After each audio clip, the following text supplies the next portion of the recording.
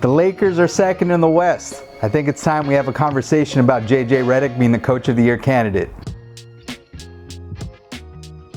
The Lakers have won 17 of the last 20 games with big wins against the Nuggets, the Mavericks, the Clippers.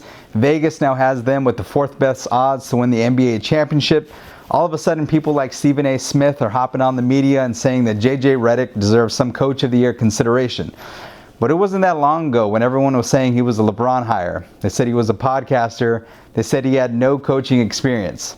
The Lakers were making a big mistake and everyone was laughing. But what is everyone saying now? JJ has turned this Lakers team around, so I'm going to give some reasons why I think he should be a candidate for Coach of the Year. Okay, let's get into reason number one. JJ Redick changed the Lakers' identity. The Lakers just look like a completely different team from this year to last year. We can just stop with those Darvin Ham comparisons that we saw all over Twitter with the records through 56 games. Lakers were 30-26 with Darvin Ham. This season through 56, they are 35-21. So it's a 10-win differential despite all the roster changes JJ has had to deal with the restructuring of the team through trades. So if you've been following this team for any period of time, you can see that the vibe on the sideline is just different. It's not a team that just relies on the talents of LeBron James and Anthony Davis. In fact, LeBron is playing less minutes than he has this year than he has in the past 4 years. We're seeing players held accountable. Players are being rewarded for their play, being moved to the bench if they aren't performing. We're seeing effective use of timeouts, actual plays being drawn from the clipboard, adjustments are being made on the fly. The team is clearly being coached to play smart, purposeful basketball. JJ makes adjustments night to night. We are seeing different game plans for different teams. I mean, this team, like I said earlier, has had big wins against the Celtics, the Knicks, the Nuggets, the Warriors, the Grizzlies. I mean, they're just playing really good basketball against teams that are above 500. Don't mind those wins against those losses against the Hornets. I mean, the Lakers look like a team that's just getting better and better as the season goes on. I think every Laker fan knew last year that Max Christie should have gotten way more run than he did. He was glued to the bench. And this year, he became a starter for the Lakers and now a starter for the Dallas Mavericks. And I think some of that has to go and get some credit to JJ Redick and his player development. I freed up Max offensively, defensively, put him in a position to be successful. And I don't think that Luka Doncic trade happens if Max Christie wasn't having the season that he is. I mean, he was having a nice season for the Lakers, and now we see him on the Mavericks being a key contributor to that team.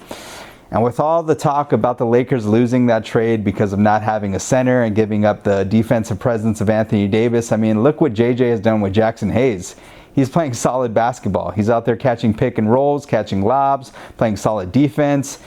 And we can't talk about player development without mentioning the play of Austin Reeves. I mean, he's having the best season of his career, all-star caliber player. His points per game are up from 15.9 to 19.2. Assists are up from 5.5 to 6.1. And he's also shooting a career best 2.6 threes per game and leading the Lakers in a plus-minus 147.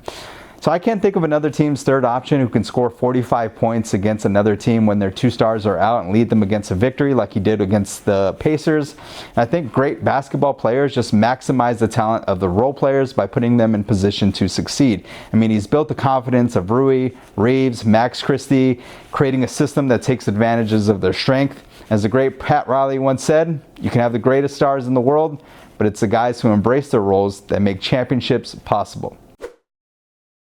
Did anyone think the Lakers would be this good defensively?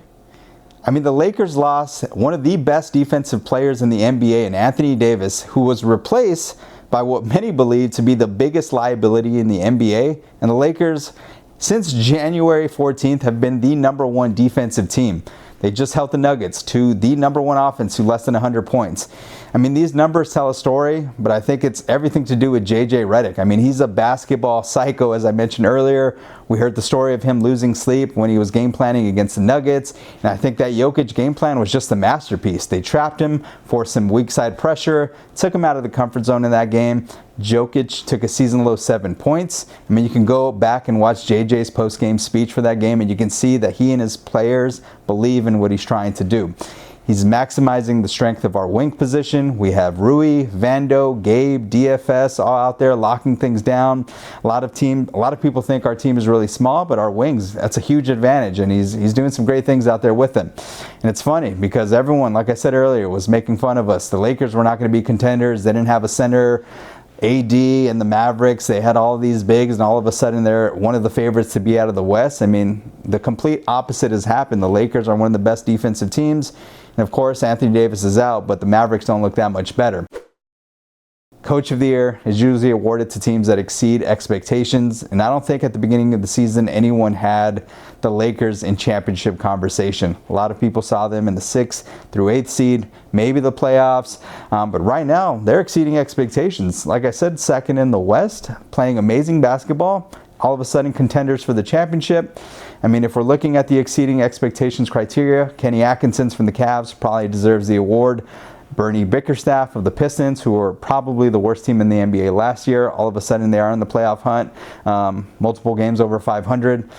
But Lakers are in second place, and I think JJ deserves some consideration for that. But with that said, do we even want JJ to win Coach of the Year? It's like winning Coach of the Year is sort of like a curse. George Karl fired weeks after winning it. Dwayne Casey fired weeks before he even received the award. Tom Thibodeau won in 2011, fired in 2015. I think the only exceptions were Phil Jackson, Greg Popovich, and Steve Kerr.